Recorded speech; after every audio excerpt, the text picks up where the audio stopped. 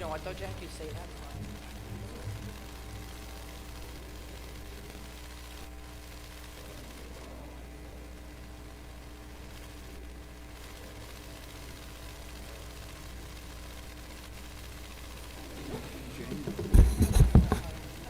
Good evening.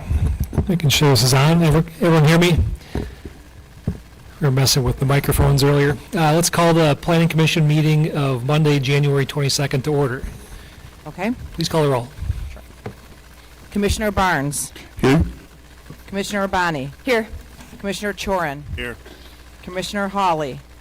Here. Commissioner Gentes. Here. Commissioner Schaefer. Here. Commissioner Stoker. Here. Alderman Stralchuk. Here. Mayor Nurbin. Here. First up is approval of the minutes from December 4th. Move approval. Second. Motion and a second. Any comments or corrections? Hearing and seeing none. All those in favor, please say aye. Aye. Any opposed? Minutes are approved.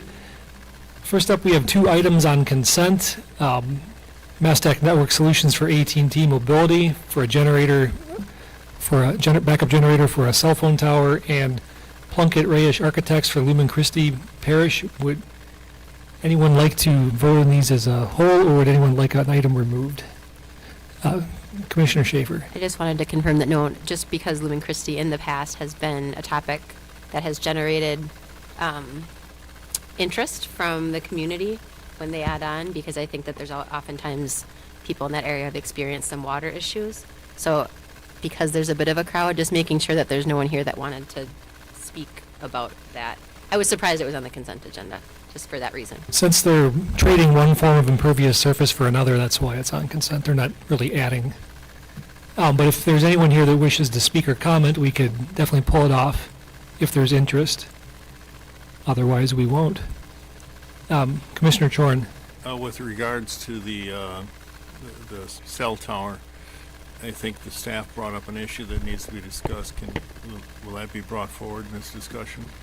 Not unless we pull it off and discuss. Sounds like we want to take them up separately. All right. So we'll do this the hard way. That's okay. We've got time. Let's take up item 2A first, Mastech Network Solutions for AT&T Mobility.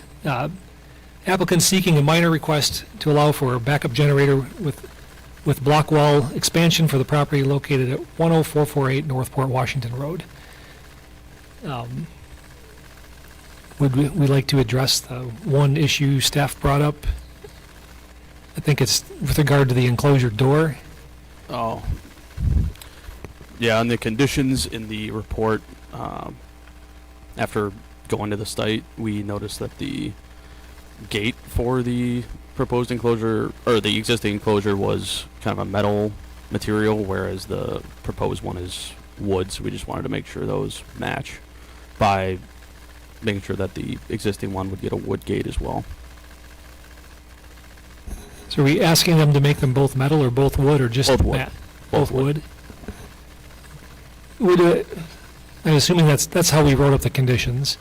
Correct.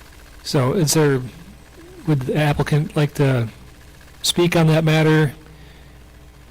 Are they not here? I guess if we vote on it straight up, they're going to get that as a condition. I'm not seeing anyone from the applicant side wishing to speak. Do you have a particular concern, Commissioner Chorin? Well, you're asking them to change what they have now to match what they're proposing. Yeah, we thought the wood gate that they had proposed was going to look a lot better than what's existing out there. Just matching it for consistency would be the best bet. Wouldn't consistency also be the new one matching the existing? Correct, but the wood gate on the proposed one looks a lot cleaner and it screens a lot better than the metal gate that's on the existing one. Is there concern about visual? I mean, I believe it faces the freeway, doesn't it? Yeah, and it's to the rear of the site pretty good, but if anybody was to ever go back there, or if it was to somehow be seen from the Port Washington Road, it would just look better if it would matched and had some sort of consistency. I mean, I suspect this isn't a huge cost issue for them, but in some sense, it seems kind of silly for them to throw away something they have that's been approved just so that the new one, so it matches what you're proposing, so. I had messaged with the agent before the meeting, and they were pretty agreeable to the conditions. So Fair comment. I think the wood will help knock the sound down a little better than a gate, so it's probably better in the long run. Any other discussion on that item, or is there a motion? Oh, Commissioner Stoker. Second. Motion and a second. Any further conversation? Hearing and seeing none, all those in favor, please say aye. Aye. Any opposed? And that item's approved. Next up, we'll take up Plunkett Rayish Architects for Lumen Christi. Applicant is seeking building and site plan amendment approval to allow for addition and renovation to the school property located at 11300 North St. James Place. Sure, that would be a good time if you want to recuse yourself. You can make it nice and clean. Commissioner Chorin is going to recuse himself on this vote. Any questions from the Planning Commission, or are we ready to make a motion? This was going to be on consent in theory and be pretty easy, but since we took them one at a time and someone needed to recuse themselves, well.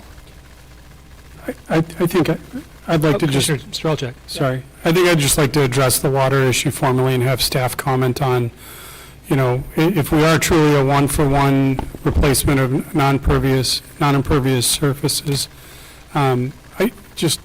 due to the concern in the neighborhood, I think it'd be good to just go over how you've analyzed that and, you know, how this recommendation is coming forward, and it should not impact any water issues. Or if there is concern, please highlight any concern you would have.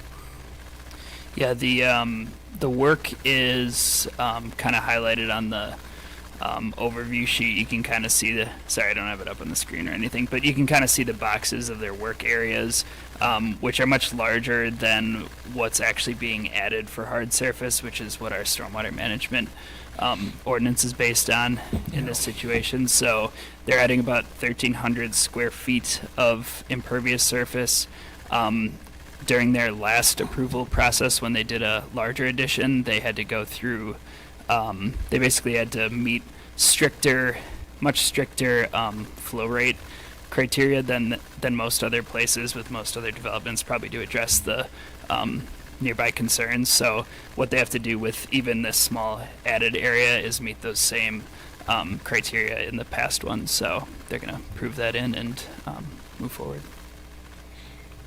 Yeah, essentially all they're giving up is the 2 islands in the parking lot. Otherwise, they're building on top of what is otherwise asphalt. And the bigger concern with the water runoff was on the far east side, right? Mainly with that, the church parking lot is where a lot of questions came in. As that water would flow north and east, I think towards those houses back there, that was the largest concern. And I think the water from this flows west into that ditch, correct? They pretty much everywhere downstream of their hard surface on the site has a stormwater device now, so it would go into one of those devices before it left. Thank you. Any other comments or questions?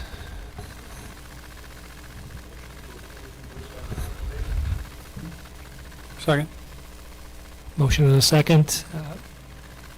Last call and comments, questions, hearing and seeing none. All those in favor, please say aye. Aye. Any opposed? And that item's approved. Next on to Brookfield 16 LLC. Applicant is seeking a certified survey map to allow for a 2-lot land division for the property located at 3319 West Mequon Road.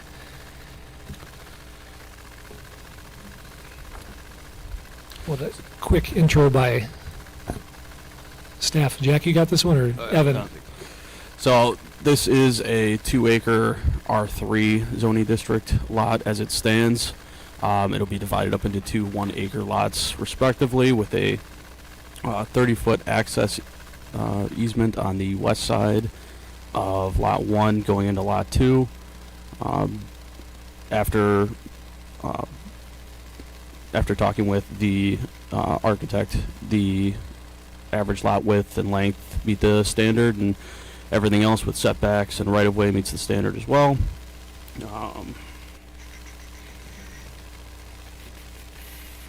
There are multiple specimen trees on the property that Mike Geese went out and looked at and met with the property owner. He's looking to preserve and save those, and just as a condition, we're just going to put in there that Mike Geese will have to sign off on any building permit or any other construction that's going to go on either of the lots.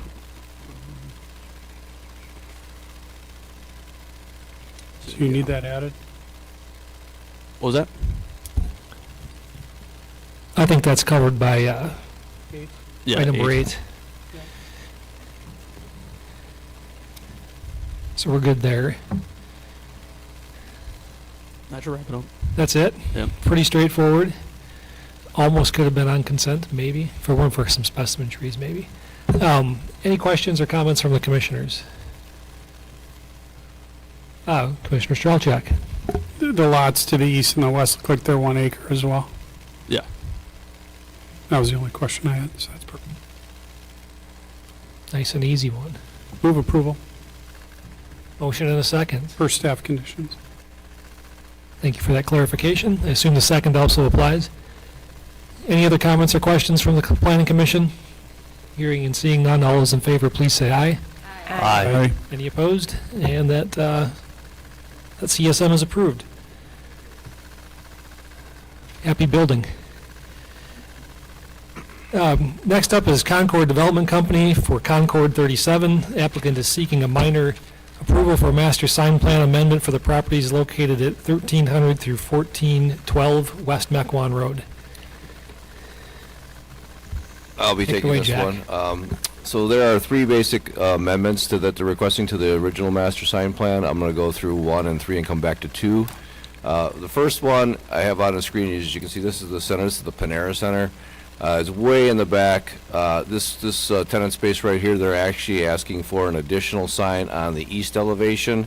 Just to give you some context, this is basically the location of it. We do allow signs to have 2 signs of if they're abutting a public street, but this is not abutting a public street, so the closest is Port Washington Road, which is way back through here. This request was asked in 2013 as well. The commission did deny this, and we're actually recommending denial for this one as well. The third, I'm going to go to the third one first. The third request is to allow for, they have these signs that overhang underneath the canopy.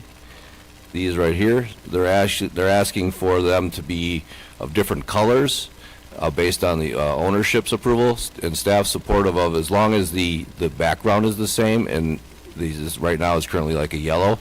If that background remains the same, we're not concerned about the fonts changing in terms of the type of signage. So we don't want to actually see those on an individual basis as long as those backs remain as yellow, or if they want to change the backs, they need to be consistent with all the backs, and then that would have to get staff approval. We want to make sure it's consistent with the colors of the building.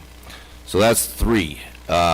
2, there was a little bit of a mistake in my report, and I did speak with Colleen about it today, so I'll kind of go over it. It would have been a lot easier if I'd have known, if I'd have read it a little clearer. But so what happened was the code for this development does allow, which the same thing we were discussing in the report, is that they are allowed to have 1 sign over each tenant space regardless of the number of tenants. I missed that part of it. It doesn't change our recommendation. In fact, I think it would have been a lot easier instead of having this debate about how many signs we allow over vacant spots. It actually kind of makes it easier for us in terms of the denial of this request as well. So the request would be for this middle one, basically. So they would want a larger sign for the center one, and then have another sign located to the right that would have a different language on it. I asked them for a code compliant sign based on our 30 square foot requirement, which is shown on the top. The problem is, I don't think neither one of these actually are dimensioned properly to meet our code requirement. Our code requires the 30-foot smallest polygon, and neither one of them are to meet that requirement. The The one that's code compliant is close, but not quite. This one actually is not, this one says it's 54 square feet for the larger one and 24 for the other one. This, if you took the smallest polygon around this thing, it would actually be smaller than that. So, so I think we're suggesting that this remain at 30 square feet, which wouldn't actually be that much smaller than what it's shown here. This sign, to be legal, would just not have to be a box sign. They could do a channel letter sign, and as long as it's 30 square feet, they're compliant with their master sign plan, which, again, we're supportive of because that's what the requirements are. We don't support having a larger sign, or basically what they want to do is say they have 30, 60, 90 square feet to use up, and they want to allocate however they wish, meeting a certain height requirement. So I don't think we want to go down that path just because we don't want a separate uniform height difference between the bigger signs and the smaller signs. So we're recommending that the sign plan remain in effect for this as well, which they can again do if they just change this to channel letter signs, and then this sign actually can be a little larger than what's shown. So the only proposal that we're accepting is a minor change to those blade signs, and everything else we're denying. If that makes sense. Sorry about the confusion in the report. I just missed the part where it says 17 tenant bay signs regardless of how many tenants there are. So, and I didn't remember that from 2013. Sorry, it's a long time ago. Yeah, I think for that center sign, if it just shrunk just a little bit, it would meet the 30 square feet.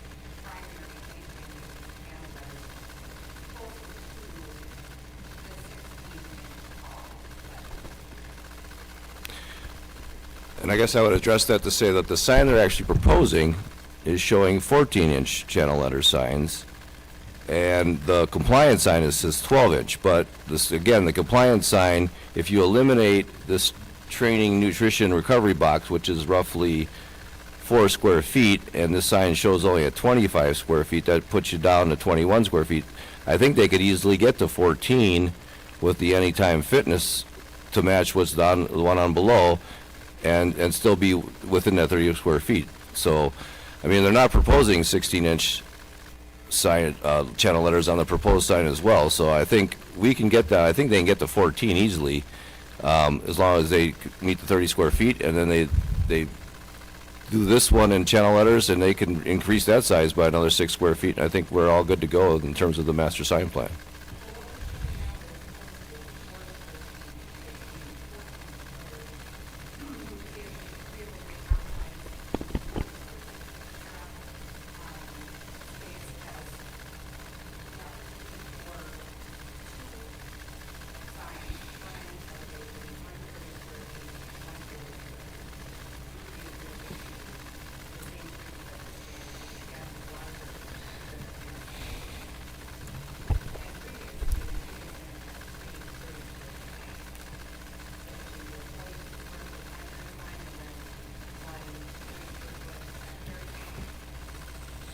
I'm just doing some quick math here. It's dangerous to do on the fly, but if you had 16-inch letters and the little guy in the middle wasn't any taller than the letters, you could have a 22.5-foot wide sign, and that'd be exactly 30 square feet.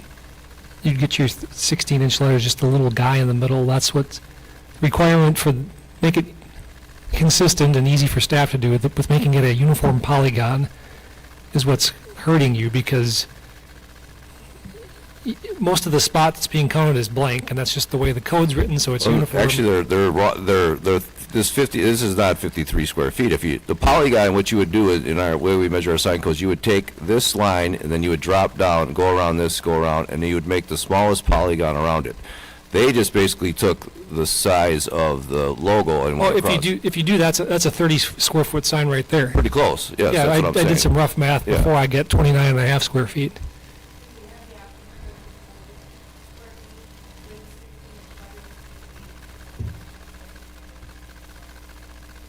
You can get 16 today if the little dude in the middle gets shorter, I think. Okay. The ratio of all space, yeah, that's branding, I get it, but okay. I think the sign that's there now that's compliant. It's probably under 30 square feet. It's pretty close, correct? Yeah. And I think we would, well, again, be consistent with that. I mean, I had a long couple paragraphs in the report about our previous responses to master sign plans and these tenant spaces, which technically isn't applicable here because we've already approved it, but we've had this issue come up on numerous other developments. It all started years ago with the learning shop where we let them have 3 signs, and we kind of have this slippery slope of either allowing that or we allow, like, I have a picture in the report of the impression signs, which takes up 3 bays. I think from our end of it, I think in the future, we'll definitely have to do a better job when we do have an applicant come in for a conditional use or a permitted use that's taking up more than 1 base to be more cognizant of this issue. I think in this case, definitely would have required the door to be in the center looking back on it instead of to being over here. It just makes more sense. And we didn't really review that at the time because we weren't looking at signage, but I think for our end, we'll have to do a better job at that. But again, I don't want to go on this slippery slope of allowing exceptions for each little change that, a tenant makes at a building. So I think the 30 square foot requirement is in place, and I think it can work in terms of wayfinding and advertising pretty well within the confines of the space that they have.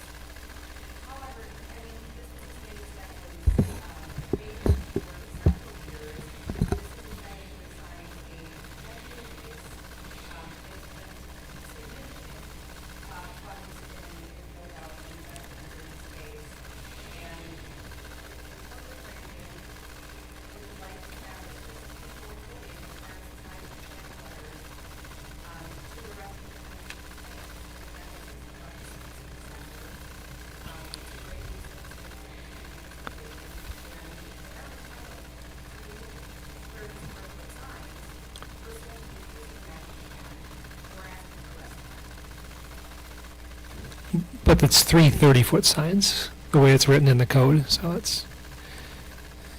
Commissioner Strelchak. I hear you loud and clear. I worked in corporate branding and signage for close to 20 years, so I understand what you're saying. You're asking for 2 things, and you're combining the best of both worlds to benefit your tenant, which is great. Good for you for advocating for them. If you wanted the larger channel letters on the sign, you could reduce the fitness man icon to match, and then that would hit in with your larger lettering and everything else, but you're sharing that that's corporate branding. It's not the city of Mequon's fault that corporate branding has a taller logo in the middle. If they go to get laser engraved pens or an imprint on a pen, they're either A, going to need to alter their logo to fit the space available. They show stacked Anytime Fitness and then the fitness guy off to the left on the website. So they've already got 2 different versions of the logo under the corporate accepted brand guide, right? Which I'm supportive of.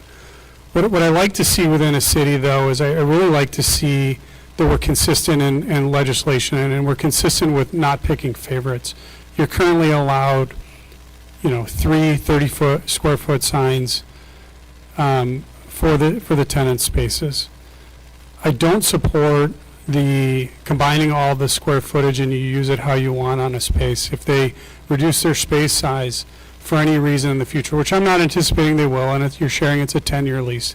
But after that 10 years or after a portion of time, if they choose to downsize a little bit, and they go to 2 out of the 3 spaces to keep with their signage there, and that other space goes vacant, what does the city of Mequon do? Do we come back to you to replace the sign at your expense?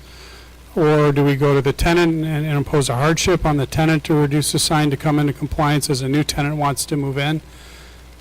When we legislate here as a city level, we try to be as consistent as possible, as fair and as equitable as possible, and we try not to make this into an art show. And that's the biggest frustration that I had when I got elected, is that things seem to go along the art show way. We were kind of feeling like we were picking favorites in some cases. And ever since, I came on board, the mayors have made a really strong point of making sure that didn't happen moving forward. I think in this case, you know, if you look deep and you kind of understand 30 square feet of signage space per tenant space is within compliance within the city code. There's examples of it elsewhere in the city. You're not facing the street. It's not a corner, you know, space like Panera where you're quoting one's larger, one's smaller. That's a different situation because they were the corner and your anchor tenant facing the street. So there was an exception that was made there, and that's my assumption as to why that was. But in this space, I really just don't, you know, I don't support deviating from that size. It just, people are going to know Anytime Fitness is there. They're not going to see the logo any differently. If you reduce the, you know, the exercise man icon in the middle and you had the channel lettering that size, I don't think corporate branding would really object to it, you know, from a standpoint. Yeah, they definitely prefer to have it larger, but I don't think it impacts them long term as to whether a customer is going to walk into that door or not. They're going to have the same amount of customers. And once they're in your facility, and I've shopped there frequently, I've spent pretty good money in your facility over the years. Once you're in, you get reminded of everybody that's there by seeing all the signs and consistency, you know, going down the line. So you know, I don't know that for what you're asking for is going to make a big difference long term to your tenant.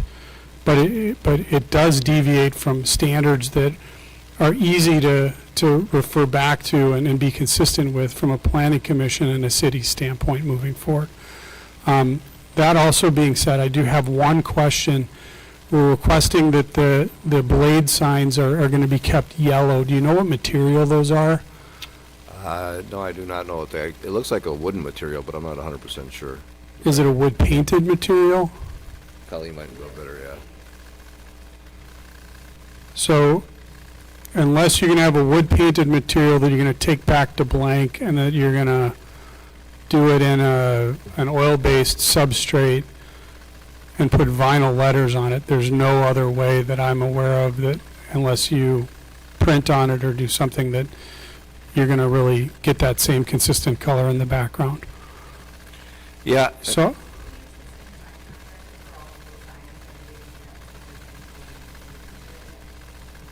you just want color on those if possible? Is that was the goal?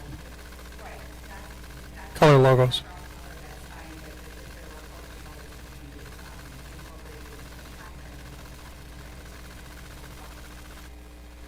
Yeah, it's acceptable to me by all means.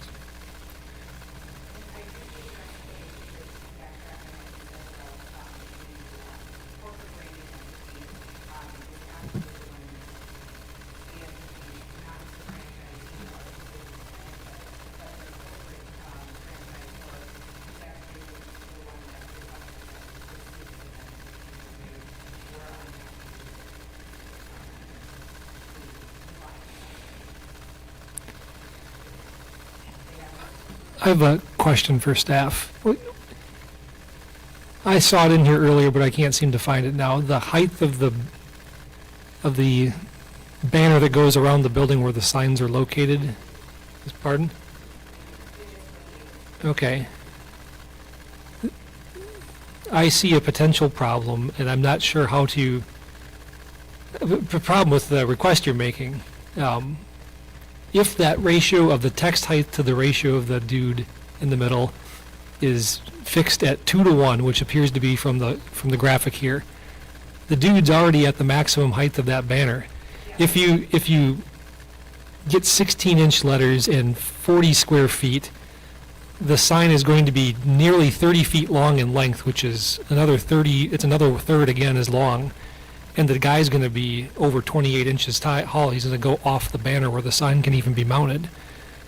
So it seems a little problematic. We don't have it sitting here in front of us, but if that guy's already at his maximum height and he's the same width as the banner, he's going to come off the edges. He's going to look a little odd compared to the rest of the signage on the site. It'll go down onto the brick or go way up into I assume that's siding above the strip where the sign goes.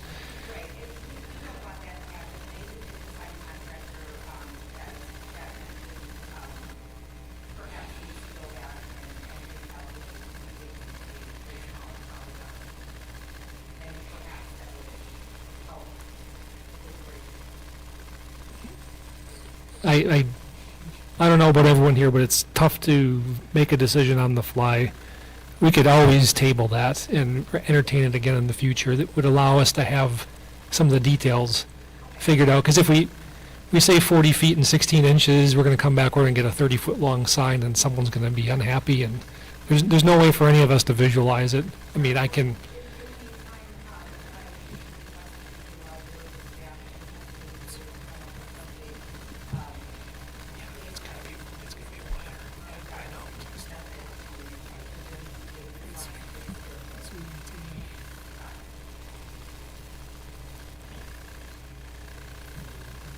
Sure. Yeah, and as we're calculating this, it's important for me to see that that sign's maintained within the width of those brick columns and not extend beyond that. So like, if you ask for something that extends beyond that, I can be flexible at times. It's just a hard no vote for me on that, so you'll lose one there. Yep.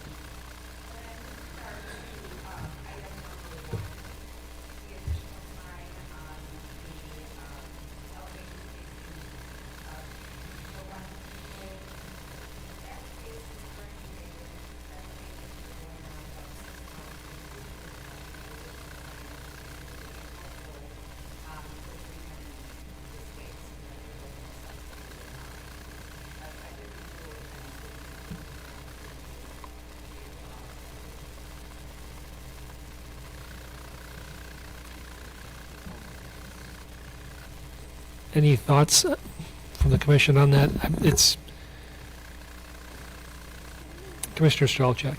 I think if you come to us with a tenant, we'd entertain it, but again, you're facing a parking lot, so unless you're gonna appeal to people in a drive-through, and that's gonna add enough visual volume to a retail location, it sounds sexy and it's good for discussion and marketing to get somebody in the space, but I don't know that it does anything for the business in that case.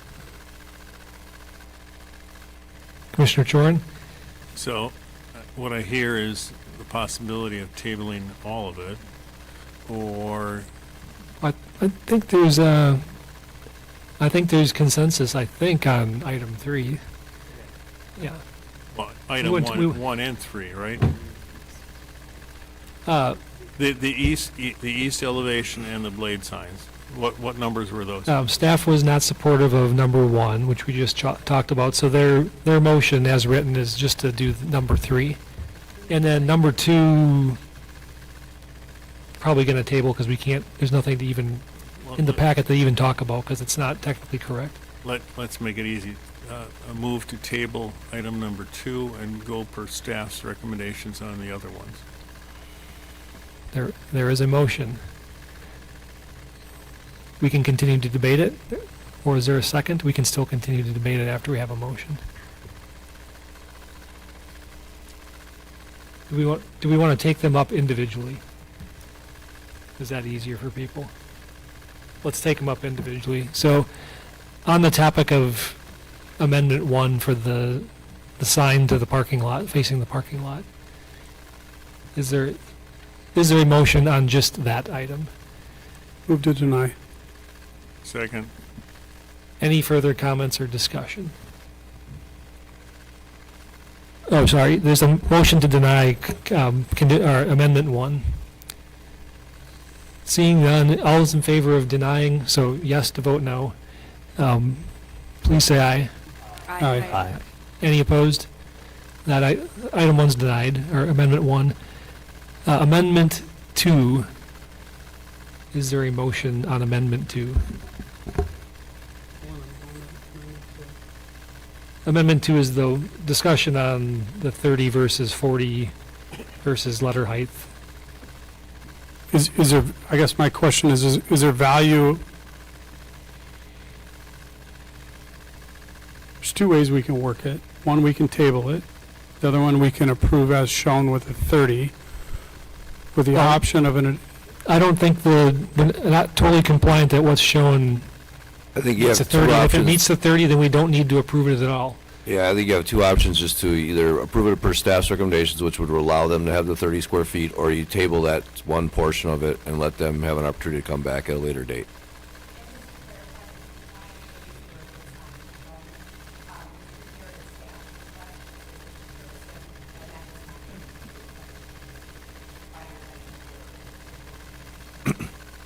And even that 30 square feet sign will get bigger, because again, that includes that little, training, nutrition. So it'll be bigger than that. But if you don't want to entertain that, you can just approve it at staff level, and it will remain at 30 square feet per their existing master sign plan, or you can table that portion and let them have an opportunity to come back and plead their case for a different sign. Even if we table it, they can still do 30 feet, correct? Right, correct. Okay, Yes. so we're just leaving the door open to do something different, but they can Yeah. still do what's written in the code. If you approve it per staff's recommendations and it gets approved that way, then they'd have to wait 3 months or whatever it is to come back and ask for the same thing again. If you table it, then they have the ability to come back at it next month if they want to. So those Then are the most favorable thing we could do is table it. table that portion of it. All right. Motion to table it? Second. Motion and a second. Motion to table is non-debatable, so sorry, everyone. All those in favor of tabling, please say aye. Aye. Any opposed? All right, that's tabled. Can still do 30 feet, but if there's something magic that works out that's a little bit more, I guess we're leaving a foot in the door. Okay, now we're down to the third amendment, and I don't think this sounded pretty cool, and I don't think anyone's in a disagreement, but I could be wrong. I'll open it up for comment from the commissioners. Blade sign, I'd move approval. Second. Motion and a second. Any further discussion? Just want to make sure that's per staff recommendation. For staff recommendations, yes, for Amendment 3. Thank you for that. Seeing and hearing none, all those in favor, please say aye. Aye. Any opposed? And Amendment 3 is approved per staff recommendations. Thank you. Maybe we'll see you in a month or two when work with the sign contractors. Good luck.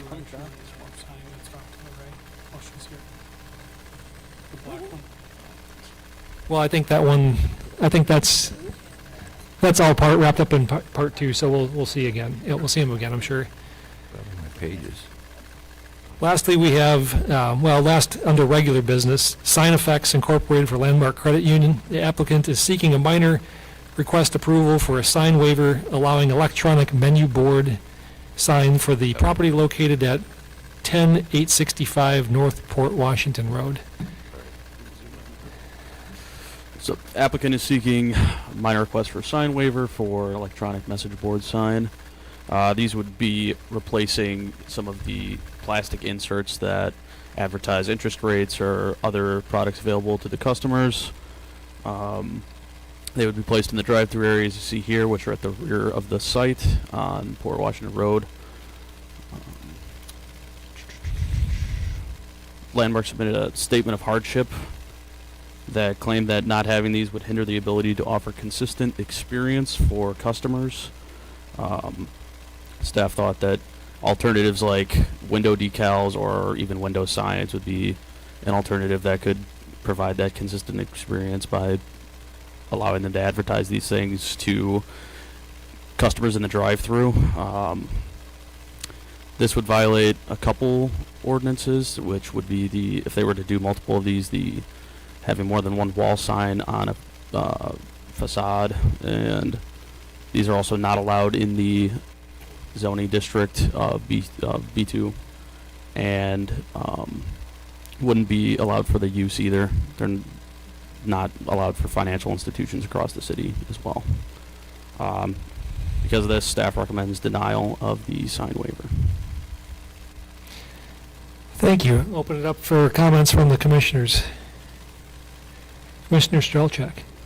Can we just hear from the applicant? Because obviously they disagree with what staff said. If we've got I any got a comments or comment after. questions, sure, we can do that. Go ahead. Oh, I'm sorry, if it's green, you can hear you, and then you might have to get uncomfortably close to it. All right. This, in our opinion, isn't really an electronic message center. Electronic message center is something like you'd have out in front of the school with all the copy for traffic pattern going by, announcing whatever the school might do. This is just an electric poster board is all it is. They're gonna have their CD rates, their bank rates, there for solely just the people in line at the drive-through. It's not going to be flashing all kinds of stuff. It's going to be pretty much a static board that they can change from the corporate level, not being changed from the bank itself. It's not going to have multiple screens going by, from everything they're telling me.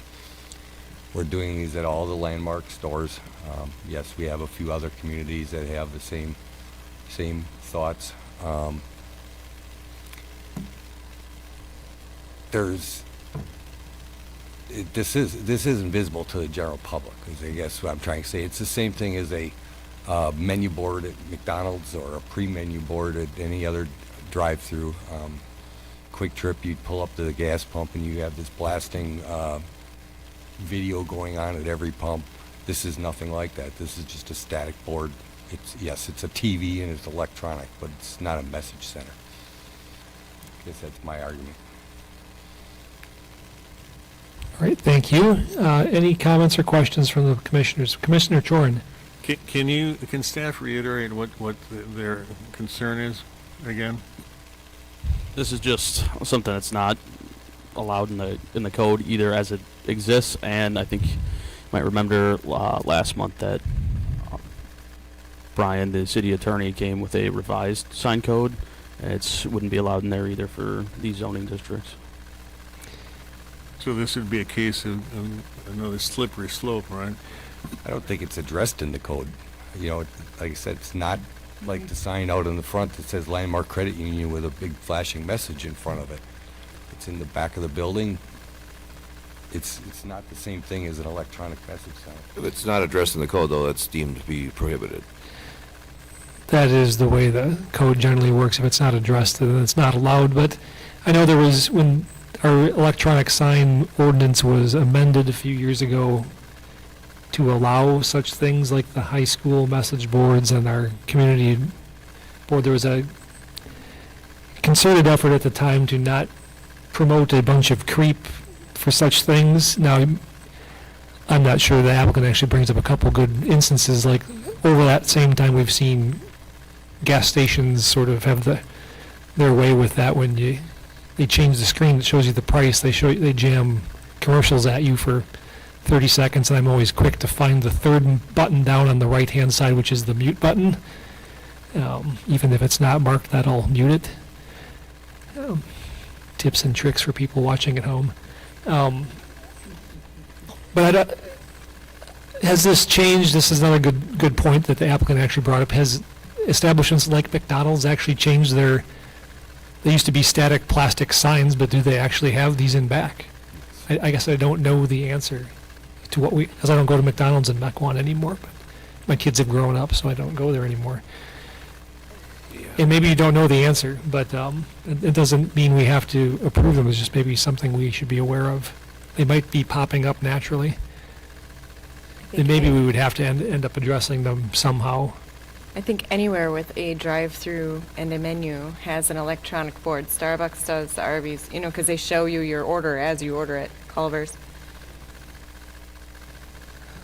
So these are already becoming commonplace. Potentially. Commissioner Strelchak. I'd really like to address it in the code. So we got two choices from what I'm seeing is, we could table this one with the intent to review the code in the next X amount of days, just to address this one issue, or, as the ordinance sits right now, I'm not comfortable approving it, because once we say yes to this does open Pandora's box for anybody and everybody in that zoning district, regardless of type of business, to do the same. It sounds like that maybe the cat's getting out of the bag with these, and a few may actually exist in Mequon, despite there being a policy of not really approving them. Well, the code also says, though, the electronic display screen background shall be black. None of those menu boards are black backgrounds. They're all white. They're all backlit or white with black lettering. This also says that it has to be, shall only be permitted as a freestanding ground sign, which this one would not be. I mean, it's kind of all over. Well, the code's written around a traditional message board sign like the one we have in the corner and the ones the schools all put in, but the other incarnations of electronic signs aren't addressed anywhere in the code, which, to Jack's point, it says quite clearly in our code, if it's not addressed, then it's not permitted. And that's how we've traditionally enforced it. It feels like maybe we need to do some research on our end, and Yeah, we can might look need at a it from- policy on this, from a because policy issue. I think that I'm makes sense. becoming aware just throughout the conversation here that some of these exist and maybe they don't exist legally per the code, but Yeah, I think the ones that do exist probably exist within a bigger cabinet of some other information. I don't know, I don't go to drive-thrus very often either, but I think we can look at it and we could make some distinctions on some of that, but it's gonna take a few months for it to be addressed as a policy. even if you had all the answers tomorrow, it would take 3 months to get it through council. Yeah, correct. That's just the way the process works, is a committee meeting, a first reading and a second reading, and then a vote if everything's totally smooth. Any further comments? Commissioner Schaefer? Would this get added then to what we worked, not we, but what Brian, would this get added to what's already in process? It would have With to be, council. well, it would come as a separate standalone amendment, but it would be an amendment to what was already recently Yeah. approved, yes. We wouldn't slow all that up for this, but No. Council didn't approve it we'd yet, tack it on at the end. right? Because that was just last month that we talked about Yeah, this. what planning commission approved, it would be just Yeah. another amendment to that. I didn't know if maybe you would just hold. Well, we No, I we think don't want to hold that No, one. I think we can handle them separately. They don't have to be, they're not necessarily tied together. One was more a wholesale rewrite, and this is really a spot issue that's come to our attention in an unusual way. Maybe it's not that unusual. If I may comment, I mean, every menu board at any drive-through is going to be, if it is not already, a digital board. That we're putting them in every McDonald's, every Burger King. I mean, they're all going to digital. That's where we're at. We're not those static little boards that are all That's true. crazy, because McDonald's, they change their menu from breakfast to lunch to dinner, or whatever restaurant it is. This is the same thing as what that is. It's in the back of the building. It's for the drive-through customers only. Same thing as McDonald's. McDonald's will have a pre-menu board. If you say you don't go there very often, but usually as you're in line, there's a board that tells you some of their main specials, and then the next board is all their food. Yeah, I can see the similarities. I think the troubling part is we don't have anything in the code that allows it, therefore it's not technically allowed, but I think we're going to have to deal with this issue regardless. I'm confident they're popping up all over the place. Commissioner Chorn, Well, Jack, what was approved at Arbery, since that's the newest, closest? I mean, any clue what they've got there? I don't recall offhand, but we did have to approve the conditional use, which I think it had the menu board as part of that.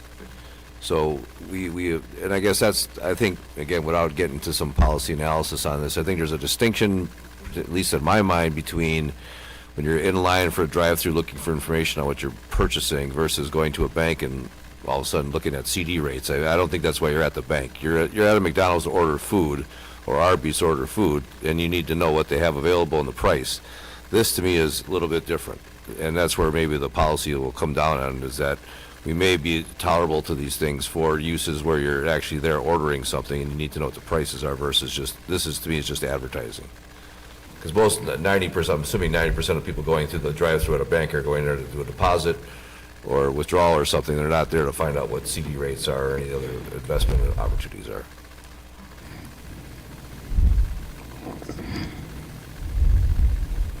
Commissioner Strelchuk.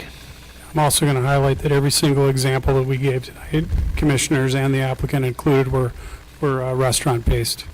None of them were financial institutions. A month or so ago, we denied, I think it was M&I Bank, they wanted that lettering inside of their window. BMO. Sorry, BMO, yep. And, this would have applied to them as well. I think as we address the issue, of these boards, it might be, drive-through contained visibility only. It might be limited to certain types of establishments. It might not be extended to financial. It may be. We don't know. But Well, it's clear from discussion we need a policy. I don't think we're going to write it tonight, unfortunately. do you need a table? we can certainly table it, and that would enable it to come back at any time, but I think we're tabling pending further review by public welfare and the council. Or just planning commission. Probably, I don't know, there's a certain requirement, I think this would go to planning commission for a review. Yeah, it's chapter 58. Well, no, it's science, so it's 62, but Okay. it'll still go to planning Still go commission. to planning commission. I think we may need to create a policy. Was that a motion? Yeah, I'll make a motion to table so that we can get into further policy discussion to see if this is something that we'd be willing to allow to every establishment in the city of Mequon that fits certain criteria. Second. We have a motion and a second to table. It's a non-debatable motion again. All those in favor of tabling, please say aye. Aye. Aye. Any opposed? All right, unfortunately, we'll probably see you again on this item in a few months. I would just ask that staff keep the applicant informed of the process. It may take a while. We make glaciers look fast here sometimes. We'll try not to drag our heels because it sounds like this one's out of the box a little bit. We may need to create a policy, and we'll have a few that we'll have to deal with it, ones that exist already. But thank you for your patience, and we'll be in touch. That brings us to the policy portion of the evening. Changes to Chapter 58 and Chapter 10 as it relates to the responsibilities of the Architectural Review Board and guidelines for residential structures. Yes, this came out of a study done by Management Partners several years ago with regard to streamlining process in our department. One of the things they mentioned was our Architectural Review Board process is a little bit cumbersome at times and maybe unclear. So this has been through, the Architectural Board has seen this. It's been a public welfare several times. But since this is in Chapter 58, it requires Planning Commission recommendation as well. So after it goes through Planning Commission, whatever your recommendation is, then it would go on to Public Welfare, I think, for a final reading, and then on to Common Council for final approval. So what we did here with regard to the Architectural Review Board, and this is kind of some tentacles, because it goes into Chapter 10, which is our building code. It goes in a couple different sections of Chapter 58, but I'll try to summarize as best I can. One of the main things we did was change what staff can review at a staff level basis for detached structures. Right now, we review things that are 150 square feet or less in area. This change would bring it up to 300 square feet in area, provided that no one length is 18 feet in length. So basically, we wanted to have the ability to review sheds on properties that were under 300 square feet and not send them to the Architectural Review Board. We also made changes to the detached structure requirements regarding roof pitch and things like that, so we don't want to have, in the past, if people had a full brick house with a 12 pitch roof, they wanted the detached building to match that exactly, and then a lot of people don't want to spend $40,000 on a shed, but they felt that they were kind of hamstrung by the actual ordinance, so we're changing that to give them flexibility with these structures.